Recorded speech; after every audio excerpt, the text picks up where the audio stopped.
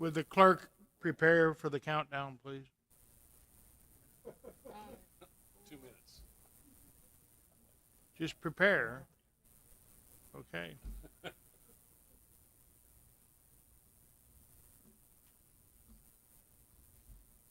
Larry says 10 minutes. 5 minutes. Sorry.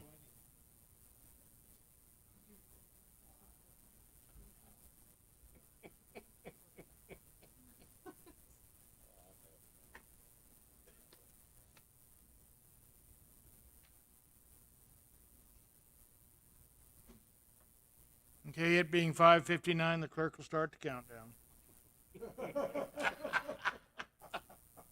Just like they do when they're launching a rocket.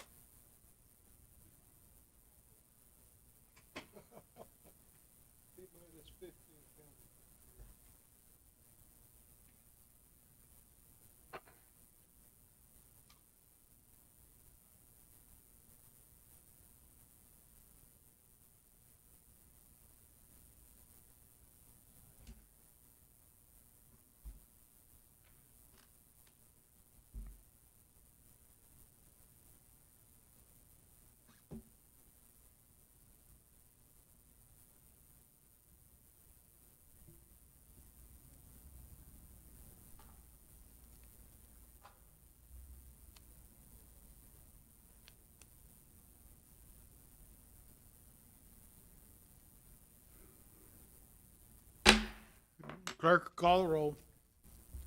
Counselor Moore? Counselor Perry? Present. Counselor Cornbest? Counselor Foster? Present.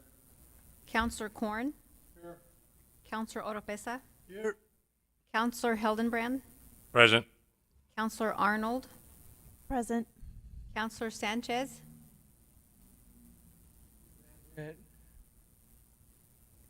Counselor Halverson? Present. Mayor Jennings? Here. You have a quorum. Thank you. Okay, I'll call this meeting to order for the, we'll do the pledge and all that. Okay, well, call this meeting to order for the city council for the purpose of approving the budget. If we'll stand, Councilman Perry, will you lead us in prayer? And Councilman, Best, would you lead us in the, pledge of allegiance? Gracious Heavenly Father, we're thankful to be here today, Lord, as we prepare this preliminary budget and get it set forth. Lord, I pray for wisdom. Lord, and as we move forward with the final version that we'll be setting forth, Lord, that we will be able to be good stewards of what the folks here in Roswell have entrusted into us. Lord, give us wisdom. We pray in Christ's name, amen. Allegiance to the flag of the United States of America and to the republic for which it stands, one nation, under God, indivisible, with liberty and justice for all.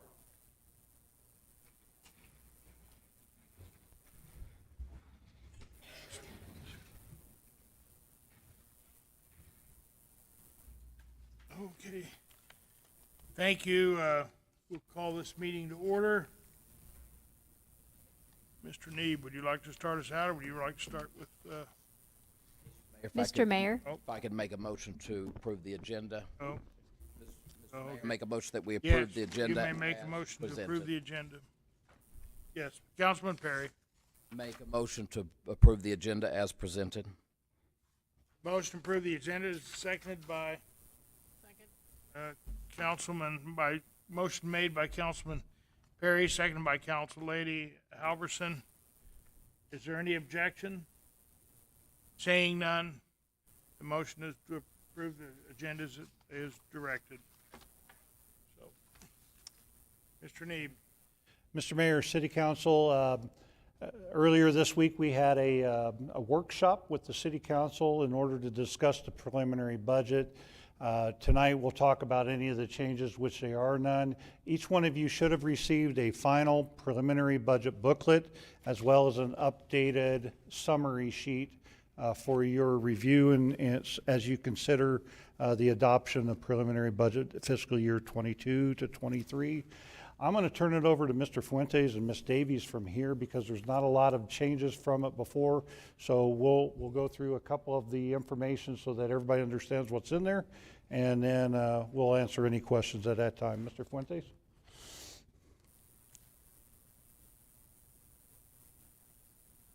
Mr. Mayor and councilors, so as Joe stated, you do have the updated budget book.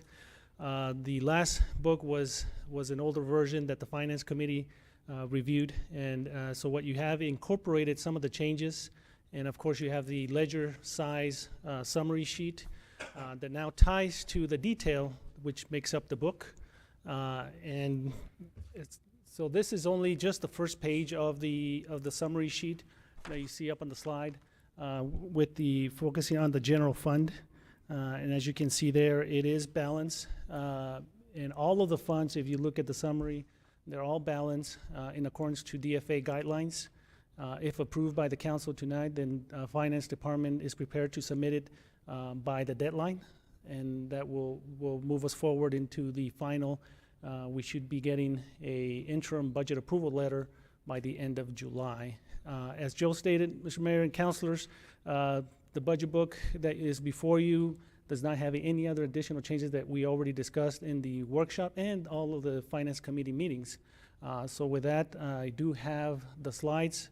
If you all like for me to go back to any of the slides that were presented on Monday, or we can answer any questions you all may have on the preliminary budget that has been submitted for consideration.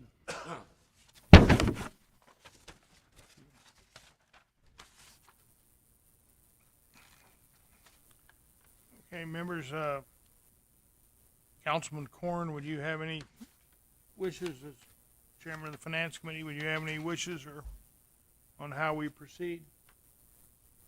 Mr. Chairman, we went over this Monday, and everybody had a chance to look at it then, and the Finance Committee has worked diligently to get this thing presented in a timely manner based on the time constraint, because we didn't really start work till the 1st of April, and we've had lots of meetings. And I think I want to compliment our financial team for the outstanding job they did under a really short time frame. They went to work, rolled their sleeves up, worked hard, and this is the final document that we'll see before we send it off to DFA, and then we'll review it upon them doing their work, and we'll bring back a final version next month, I guess. It will be in July, after the closure of the fiscal year. So your committee, Mr. Mayor, has worked hard on this. The finance team has worked extremely hard on it, and I want to publicly thank them for their hard work and diligent effort. They followed recommendations and stuff, and they'd come back and walk us through all those changes, and we concurred. That's all I have. Most of us, I think most members were at the Finance Committee meeting or made an attempt to be, but they could. Does anyone have any questions about any of the adjustments or anything that is presented before us today? Mr. Perry. Mr. Mayor, I guess it's more of a statement than anything else. I'm more than ready to and prepared to vote in favor to get this to DFA in a preliminary budget, but I just want to just say that moving forward, preparing for the final budget, I want us to really take a hard look at the available cash balance column. You'll see in your book we're looking at right now at an available, and I know we've got reserves of almost 11 million. The way I do my budgeting at home, and I know that's different from here, but I try not to hit what I've got in a savings account as a available cash balance. I try to use that in those when the major catastrophes. Right now we're going to have with this preliminary $32,646 from the general fund total there, where in that column at the beginning of the year when we approved the 2022 budget, we had almost 5 million in that place. So we went from what was then available cash balance of $4,934,337 to now a $32,646. That doesn't mean the city's broke by any means. I don't want to paint a the sky is falling picture, but I would like us to take a really hard look in that, and I know that Councilor Corn and the Finance Committee is going to be working diligently on getting much of that done, but I just wanted to point that out as a consideration as we move forward. Thank you.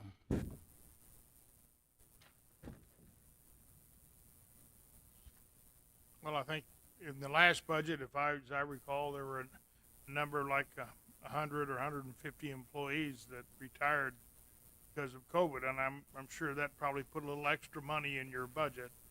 And that happened. I mean, services.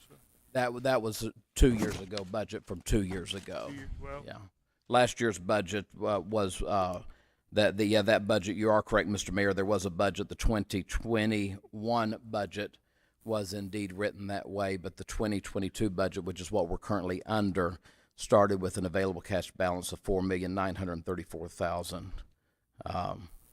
It's just something I want to bring up for us to look at as we move forward for a final budget.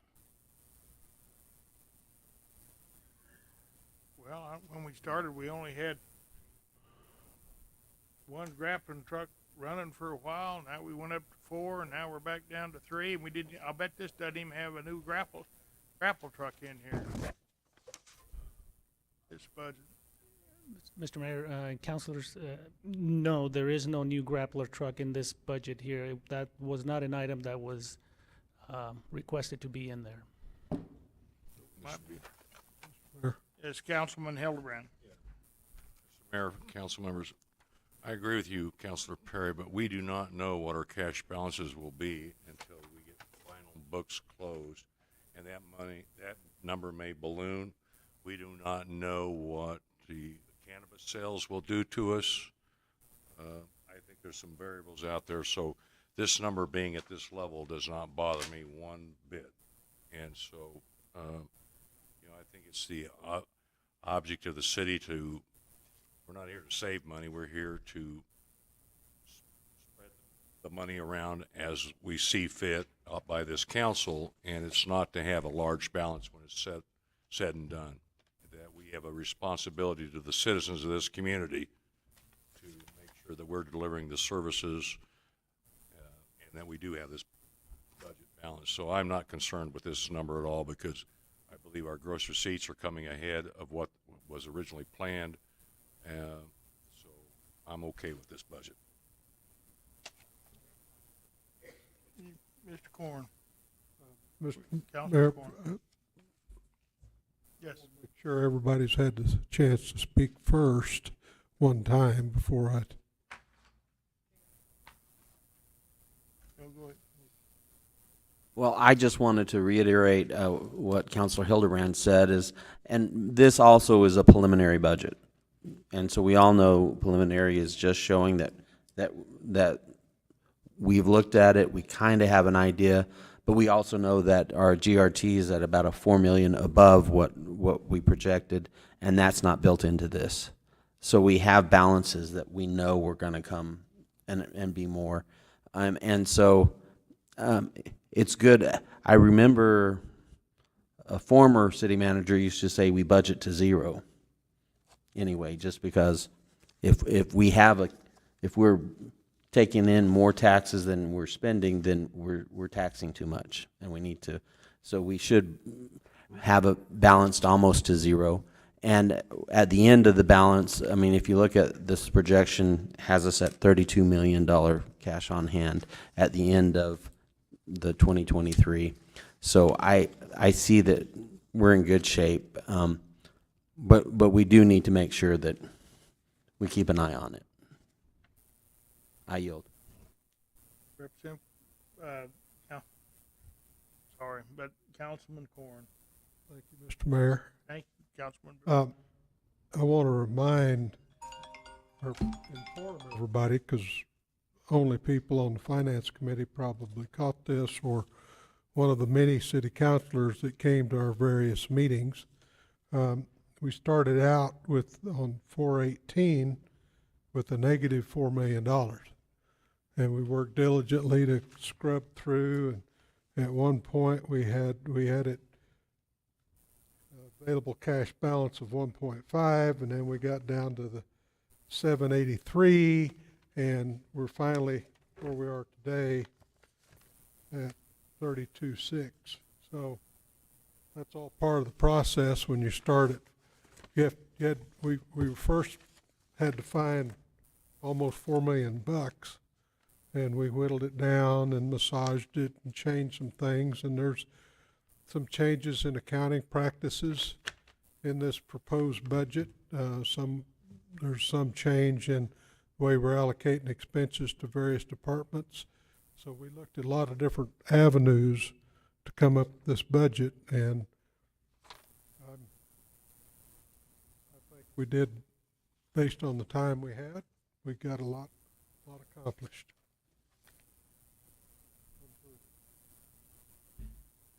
Any further comments? Well, and I just remind everybody as well that there's $11 million out of this budget that was taken from enterprise funds that could very easily have been in here as well too, I think, be the way I see it. So might be wrong, but I think that's totally true. So are there any further questions? Seeing none, is there anyone in the audience from the public that would care to ask a question either online, or anyone in the audience have any questions of the budget? Is there anybody signed up on the TV? No? One last time, is there anyone else that would like to ask anyone a question about the budget? Seeing none, do we have a motion? Councilman Corn, would you like to make a motion? Thank you, Mr. Chairman. I move that we forward our preliminary budget to DFA, and hope everybody votes for it. Second the motion to approve.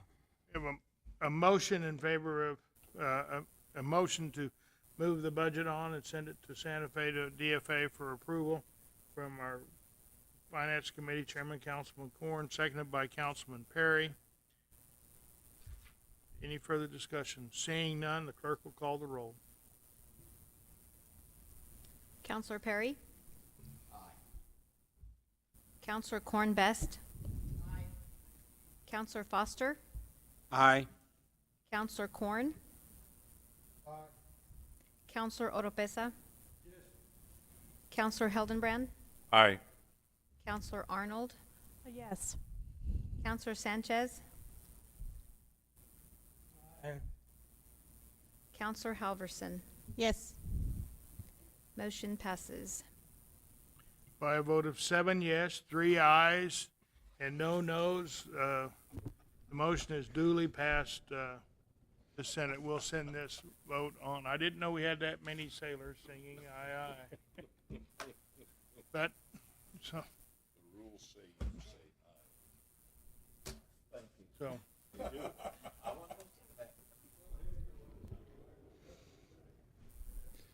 Yes, Mr. Yes, Yeah. sir. Mr. Mayor, City Council, I just wanted to take a moment before we close. Thank you for the work on the budget, by the way. But I wanted to bring you up to date with something that we've just walked through this week. We received on the Ascent project. We received 2 bids in the second RFP process, 18.9 and an 18.6 out of our 2 vendors. Understand that the engineer's estimate is little less than 14 million. Because of that gap differential between the bids and the engineer's estimate, we are rejecting those bids this week, and I am currently in conversations and negotiations with the EDC to seek a sole source process and utilize the EDC to help us walk this thing through to the next stage. That information will be coming forward to you. I know Mr. Espiritu and I are working on the information so that you can have a full understanding of what we're doing. But I wanted to make sure that I at least shared it with you while you're together, so that you're aware of that we are rejecting those bids because we can't find a $4 million differential within that structure, and we are seeking an alternative to the process that we had. So I just wanted to make sure that you're aware of that. Mr. Mayor, City Council, thank you. Thank you also, just for the bodies, just to know about it. Councilman Halverson and I went to a meeting with the ILEA individuals, and they're chomping at the bits to get their ILEA program opened and running again back in here. And as some of you may or may not know, that the building there is owned by the city. It does have some structural problems with a boiler, and the air conditioning system in there is probably, the air conditioning system has three air conditioners or has 4 air conditioners, and 3 of them are not working, and so there's a real problem there. And the boiler, there is some question about whether or not there is carbon monoxide leaking from the boiler into the air conditioning system. So that system is going to have to be replaced. Our staff is working on a lease arrangement with them so we can get that building up and running as soon as possible. If what they told us was right, as far as, I think they said they had 13,000 motel nights in Roswell, which would be if it was that much, but it was, I believe that's what they told us, and that's an awful lot of motel rooms and a lot of lodgers tax that would help our city a great deal. And so we're in, but the building itself is fine. It just, I guess they had that building that's been up for 17 years, and there are some problems with the mechanical on the heating and air conditioning that we have to get fixed, which is, and it's unfortunate, but air conditioning equipment is very difficult to come by because of all the COVID stuff, and the parts that are probably tied up in Long Beach. So, for whatever that's worth, but it was a significant number of jobs, and the State Department was very enthused about getting opened and operating as soon as possible. For your knowledge, that's just there. Yes. I have a question for Juanita. I'd like to refresh my memory on the lodger's tax and the bed tax. If a company rents a hotel or anything for their worker bees for over 30 days, we don't get bed tax, or can you remind me what that is, please? Mr. Mayor, members of the committee or the council, we changed that back in 2020 when the state revised the 31 days for short-term rentals. So any travel for business 31 plus days, they still have to pay the lodger's tax, that 5%. The city has a separate account that those 31 days that are collected goes into. It can be used for sports tourism. I can't remember all of the things off of the top of my head that are in that as a restricted fund. Okay, thank you. It wasn't a trick question. I just couldn't remember. Thank you, ma'am. That's all right. Thank you. Any further comments? Have a motion to adjourn? Okay. Council's adjourned. Thank you.